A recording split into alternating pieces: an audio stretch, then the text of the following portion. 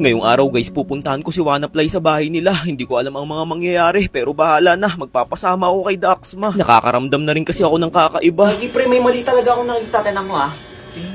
Okay naman po. Nung pinakilala sa nung ano? Nakakalata ako ha.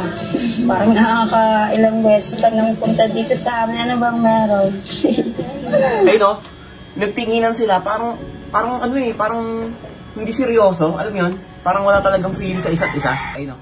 Hindi masyadong dikit na dikit. Tapos yung holding hands nila, hindi maigpit. Basta, nararamdaman ko parang... Pinag-connect ako kasi yung mga pinupost nila guys. Nung nakaraan, nag-iyak-iyakan si Wanafly, diba? Tapos yung mga postura ni Nana De Coco, parang hindi masaya. Ayoko na sanang mangialam sa kanila guys o manggulo. Kaso nga lang yung nararamdaman ko talagang kakaiba. Tignan nyo naman kasi parang naiilang sila sa isa't isa. Ako lang ba yung nakakahalata o kayo rin ba? Kaya naman hindi na ako nagdalawang isip para magtungo sa bahay nila. Bahala na kung anong isipin niya. Sure ka tol? Diyan yung bahay nila. Oo, dito nga pre. Katuwin mo na lang. Video mo ako tol.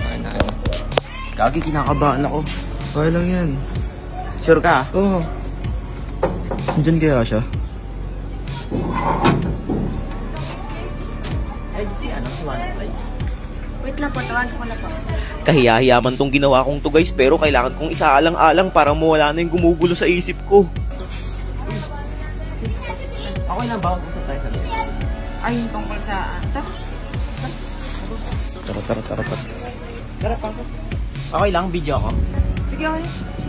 Kaya ang gusto ko sana i-klaro kung meron ba talagang kayo na Nana De Coco. Kasi ilang ako na hindi mapakali. Sa amin ni Nana De Coco? Bale, ito kung mapapanood natin ni Nana De Coco, sasabihin ko na talaga yung totoo. Kasi ako talaga naiipit din sa sitwasyon eh. Sa akin talaga binubulgar yung mga galing. Alam ko na yun, kaya nga kinaklaro ko eh. Kasi alam ko, hindi ka naman talaga ganun eh. Bale, ayun na nga. Kasi nga ayaw ko rin naman talaga masira yung pagkakaibigan natin. Pero sa nangyari talaga, naawa talaga ako sa part ni Nana De Coco. Gawa ng kunyari, naka-live ka, papasok siya sa live mo. Pag niyaya ka niya makipaglaro, tatawagan ka niya, binablock mo na lang bigla. Di ba? Hindi tama yun. Kaya naawa talaga ako sa kanya. Parang nasunod na lang ako sa gusto niya. Kahit na ayaw ko masira yung pagkakaibigan natin. So parang pinagselos niya na ako. Oo, parang ganun na nga. Para matingin din namin kung gano'n mo talaga siya kagusto. Kasi... Pero ano, ayaw mo talaga? Parang pinilit ka lang? Ayaw ko talaga kasi nga ang lalim ng mga pinagsamahan din natin, di ba? Tropa tayo eh. Content creator tayo eh. Na-realize ko nga rin kasi, sabi ko, bigyan ko si Wanafly eh. Nireview namin kanina yung video, yung content mo. Sabi ko parang... May mali talaga. Oo, may mali. May mali kaya sabi ko sa kanya, alam ba niya yung bahay? Kasi... Kaya gusto kong mangyaring ganito, ano eh, parang nagkakalabasan na rin na ugali yung si Nana De Coco. Kasi ikaw din, ipit ka, di ba? Ako talaga naiipit dito, kung makikita mo naman talaga parang lahat ng batong galit sa akin naman. Kaya, pinagselos lang pa na ako ni Nana De Coco. Sorry, naiipit ka yun. Sorry din to, naging one-sided to. Yung din talaga ang mali mo, kaya maski sa wala tayo sa yung purpose ng video, kaya gusto kong mag-video. Kasi guys, pinilit lang pala siya ni Nana De Coco na pagsilosin ako kahit ayaw niya kasi malalim yung pagkakaibigan namin eh. So, nagkamali kami ni Daxma sa part na yun kasi agad kami sa kanya, iusgahan agad namin siya.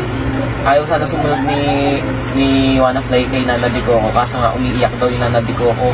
Kesyo, ganto na binablock ko daw siya pag niyayaya ko mag-ML.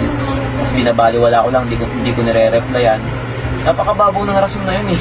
Kung totoosin lang, eh syempre ito si Wanafly, mabait, naawa sa mga simpleng ganun na na syempre ikaw ba naman umiiyak sa harapan mo eh, diba?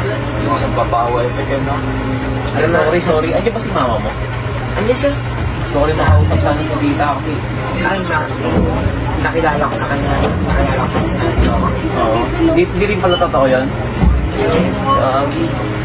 Alam mo na Nana De Coco, talagang pinag-away-away mo pa kami. Sorry.